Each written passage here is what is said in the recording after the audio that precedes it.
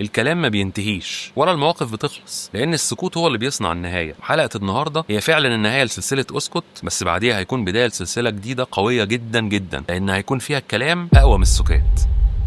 بما ان في شويه حيره كده في استكمال حلقات اسكت، وده اللي شفته في الفوت بتاع امبارح، فانا عايز اقول لكم ان السلسله دي مش هتخلص، هي بس هتاخد اسم تاني، لان اصلا المواقف ما بتخلصش. فالناس اللي عايزين السلسله تكمل احب اقول لكم انها مكمله كمحتوى، بس الاسم هو اللي ممكن يتغير، وده عشان الملل بقى وكده. وكمان السلسله الجديده هتكون متطوره جدا عن السلسله اللي قبليها، لان المواقف هيكون فيها احداث اقوى، والاحداث دي هتكون متعلقه بالسكوت والكلام، لان اكيد احنا مش هنقضي حياتنا كلها سكوت، وفي مواقف بنحتاج ان احنا لازم نتكلم فيها. وباذن الله هتكون الفيديوهات الجديده بنفس النمط بالظبط، مش هتحسوا باي اختلاف، وهيكون فيها حلول للمشاكل، والحلول دي هتكون من وجهه نظري وكمان بمشاركتكم في الكومنتات. فبعد ما تتفرجوا على الفيديو ده يا ريت تقولوا لي رايكم النهائي، يعني انتوا عايزين ايه، وانا معاكم على اي وضع. ويلا بينا ندخل في اخر حلقه من سلسله اسكت. دايما في كل عيله في شاب كده بتلاقيه ظاهر في كل الاحداث والمناسبات العائليه، هو بيبان قدام الناس كلها ان هو ده الشخص اللي العيله كلها بتعتمد عليه، بس هي الحقيقه مش كده خالص. الحقيقه ان الشاب ده هو مرمطون العيله. بمعنى ايه؟ بمعنى ان هو المسؤول عن اي كارثه تحصل في العيله دي. مثلا عمه تعب، تلاقيه موجود اول واحد، وبيكون موجود حتى قبل ولاد عمه اللي تعب ده. خالته ضغطها عالي، على طول سيب اللي في ايدك وطيران على المستشفى. هو طبعا الموضوع ده ما فيهوش اي مشكله خالص، وطالما هو حابب كده ومش هيأثر على خط سير حياته يبقى خلاص مفيش مشاكل. بس السخيف بقى ان هو بعد فتره بدأ يتضايق من الوضع ده، لانه كان احيانا بيسيب فرص كتير مش هتتكرر تاني، والسبب انه رايح يساعد حد من عيلته. ومع العلم ان العيله بتاعته دي مليانه شباب زيه بالظبط، يعني كانوا ممكن يقسموا المساعده مع بعض. ولكن طبعا وللاسف الناس على ما اتعوده كل الدنيا كانت بتفتكره متاح وتحت الطلب في اي وقت. يعني ممكن كان يلاقي مكالمه في نص الليل كده وتعب واتنقل المستشفى، واللي بيكلمه ده مين؟ ده حد من ولاد الراجل اللي تعب، وساعتها بيكون الكلام زي الاوامر، امر مفروغ منه، ومفيش بقى ظروفك ايه، بتعمل ايه دلوقتي. ما هو اللي عودهم على انه فاضي وما وراهوش حاجه، فطبيعي يحصل كده. لكن تعالى بقى لو قارنته باي حد من ولاد العيله التانيين، هتفاجئ ان كلهم مشغولين جدا ومحدش فيهم فاضي ولا ثانيه انه يروح المشاوير اللي من النوع ده. ولو انطلب منهم المساعده على طول تلاقي الاسباب اللي تمنع انه يروح، عنده شغل، عنده اجتماع وكده. لكن صاحبنا ده ما يقدرش حتى انه يقول لهم انه مشغول، حتى لو مشغول بجد، لان هو اداهم الانطباع ده من الاول. وللاسف اول ما بدا يفوق وبقى عايز يغير الواقع المرير اللي هو فيه ده، لقى اللي ما كانش متوقعه. جاله تليفون من بنت عمه بتعيط ومنهاره، الحق يا فلان بابا خبطته عربيه. فهو طبعا اتخض في الاول، بس وقف شويه كده اللحظات وبعدين راح قايل لها انا اسف والله انا مسافر ومش قريب منه، حاولي تتصرفي وكلمي حد من اخواتك. يعني العم اللي تعب ده عنده ولاد، تخيلوا. للاسف هو الموضوع ده منتشر جدا بين العائلات اللي في بينهم ترابط ومقابلات اسبوعيه، وانا شايف ان الغلط على الشاب ده اصلا من البدايه، لان هو اللي دايما بيحسسهم انه متاح ودايما بيتكلم معاهم انه فاضي وفي اي وقت. ولكن الموضوع لما بقى مؤذي بالنسبه له بدات تجيله حاله من ادراك الوضع. للاسف حاله الادراك دي جات له متاخر قوي، لانهم خلاص بقوا بيعتمدوا عليه اعتماد كلي. بس هو لما اكتشف الحقيقه بقى يحس بمشاعر مش حلوه ناحيتها، والمشاعر دي ممكن تسيب شرخ جواك كبير قوي، لانك بتحس ساعتها باستغلال اقرب الناس ليك، وانهم كانوا يقدروا يتصرفوا، ولكن عشان انت سهل ومتاح قدامهم واسهل بكتير من اللي منهم اذا كانوا بقى اولادهم او القريبين منهم. ولكن انت فتحت لهم الباب على البحر، لانك على طول بتقول لهم انا فاضي، فطبيعي لما تيجي تقول لهم انا مش فاضي هيفهموا انك بتتهرب.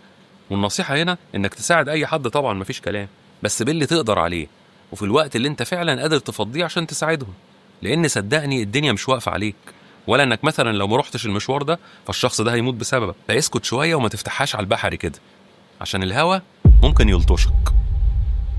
الموقف ده بقى من اخطر المواقف اللي ممكن تحصل في حياتنا، لان نهايته مش بتكون حلوه، وممكن يبقى وراها خراب للبيوت كمان. كان في بنت لسه متجوزه جديد، وبعد الجواز بشهرين او 3 كده بدأ يحصل مشاكل بينها وبين زوجها، والمشاكل دي فضلت تكبر لحد ما وصلت لمرحله مش كويسه خالص. فالبنت دي كانت بتحكي لامها كل حاجه بتحصل، وامها تديها النصيحه بناء على الكلام اللي هي بتقوله لها. ولكن للاسف البنت كانت بتحكي المشاكل دي من ناحيتها هي بس، يعني بمعنى ان الطرف التاني اللي هي بتحكي عليه اللي هو زوجها مش موجود عشان يحكي هو كمان من ناحيته. فكانت الام بتحس على طول ان البنت مش غلطانه، وللاسف كانت بتديها نصايح، بس النصايح دي كانت بتخلي البنت تسخن على زوجها، والتسخين ده جاب نتيجه سريعه جدا لدرجه انهم اتطلقوا. طب ايه هي المشاكل اللي كانت بتحصل بينهم؟ انه كان بيتحكم فيها على طول في كل حاجه، البسي دي، ما تلبسيش دي، ايه اللي انت لابساه ده وكده يعني. بس الراجل كان عنده الموضوع ده يعني زياده حبتين، ودي حاجه من الحاجات اللي كانوا بيتخانقوا عليها خناقات للسما. بس طبعا البنت وهي بتحكي لامها كانت بتزود شويه في الاحداث، يعني بتجود زي ما بيقولوا كده، بحيث ان الام ما تحسش ان هي غلطان. المشكله التانية بقى اللي كانوا بيتخانقوا عليها دايما، وهي ان الراجل ده كان بيحب يخرج مع اصحابه. وهو مش كل يوم بيخرج يعني، بس هو كان بيحب الموضوع ده قوي وبيعتبره من المقدسات. وطبعا هي كانت بترفض انه ينزل، وكانت تقريبا عايزاه يقطع علاقته بكل اصحابه. والله انا بالنسبه لي حاسس ان عندها حق شويه. ليه؟ لان على الاقل في اول شهور الجواز المفروض يكونوا مع بعض عشان يفهموا بعض اكتر. ومفيش مانع يخرج مع اصحابه، بس مش كل شويه. يعني ممكن مثلا يخصص يوم في الاسبوع يقابل اصحابه فيه. كان كل شويه عايز يخرج معاهم، اعتقد دي حاله غريبه شويه. بس تفسيرها بقى بيقول ايه؟ ان الراجل ده بعد ما وصل لمرحله الاستقرار في الجواز حب يرجع لحياته العاديه اللي كانت قبل الجواز. هو الجواز مش الحاله اللي بتخليك تبعد عن حياتك العاديه، ولكن في بعض الظروف بتتغير. يعني انت لو متعود انك بتفضل مع اصحابك طول النهار في الشارع، بعد الجواز اكيد مش هينفع الكلام ده. او لو انت عندك صديق متعود تروح له وهو يجي لك، فبرضه هيكون الموضوع ده صعب شويه بعد الجواز. بس زي ما قلت لكم، الرجاله بتعمل كده بعد الجواز لانهم بيحسوا بشعور قوي جدا ناحيه رجوعهم لحياتهم القديمه، الحياه العاديه. وانا بقصد بالعاديه هنا يعني حياتهم قبل الجواز، وبيبقى عايز يرجع لها بالكامل، يعني يمارس كل حاجه كان بيعملها قبل الجواز عادي خالص. بس ده طبعا مش هينفع. مش عشان الجواز بنعتبره زي السجن ولا الكلام ده، لا لا لا لا. الموضوع ان انت بقى معاك بني ادم جديد بيشاركك في حياتك. هو مش بيشاركك في جزء منها، ده بيشاركك في حياتك كلها. انا عارف ان في ناس هنا هتقولك ايه، المساحه الشخصيه، وانت لازم يبقى ليك وقت مخصص لنفسك، والكلام ده للراجل والست على فكره. هو مفيش مشاكل، خد مساحتك الشخصيه، بس الموضوع يتعمل له نظام مختلف تماما عن ما كنت قبل الجواز، بس مش اكتر من كده. خد يا عم مساحتك الشخصيه، او انت خدي مساحتك الشخصيه. نرجع بقى للقصه تاني واللي حصل فيها. بعد فتره حبوا ان هم يرجعوا لبعض تاني، وفعلا العيلتين اتجمعوا وقعدوا يتناقشوا معاهم واتكلموا بقى في كل حاجه، زي مثلا هم اتطلقوا ليه. هم كانوا بيعملوا كده عشان يرجعوهم لبعض، وكمان كانوا بينبهوهم للحاجه اللي كانت بتزعلهم عشان ما يعملوهاش تاني. وهنا كانت المفاجاه. للاسف البنت هي اللي خربت البيت بايدها، لانها كانت بتزود في الكلام اللي كانت بتقوله لوالدتها. زي مثلا ايه، كانت بتقول ان الولد بينزل كل يوم، ولكن دي مش حقيقه. الولد كان بينزل مره واحده بس في الاسبوع، والمره دي ما كانش بيطول فيها، يعني ساعه بالكتير ويكون في البيت. وكان ساعات بيفوت خروجات مع اصحابه عشان يقعد معاها.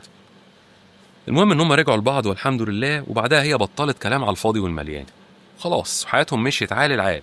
هو عامه في بدايه الجواز لازم يحصل كده شويه تخبطات بين الراجل والست، وفتره الخطوبه مهما طولت ومهما كان فيها عمق في العلاقه مش هتقدر تعرف شخصيه اللي قدامك الحقيقيه عامله ازاي الا لما يتقفل عليكم باب.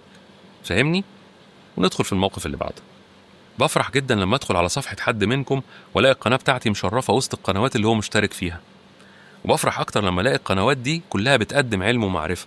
حاجه حلوه بصراحه انك تفيد الناس، ودي كانت حاجه انا نفسي فيها من زمان. ولكن للاسف النوعيه دي من المحتويات مش بتتشاف بسهوله، ولازم تعمل كذا حركه عشان المنصه تبدا تحطك قدام المهتمين بالنوع ده من الفيديوهات. بس يلا الحمد لله على كل شيء، ومتشكر جدا لكل اللي منسيش يدوس لايك على الفيديو ده، وكمان يكون مشترك.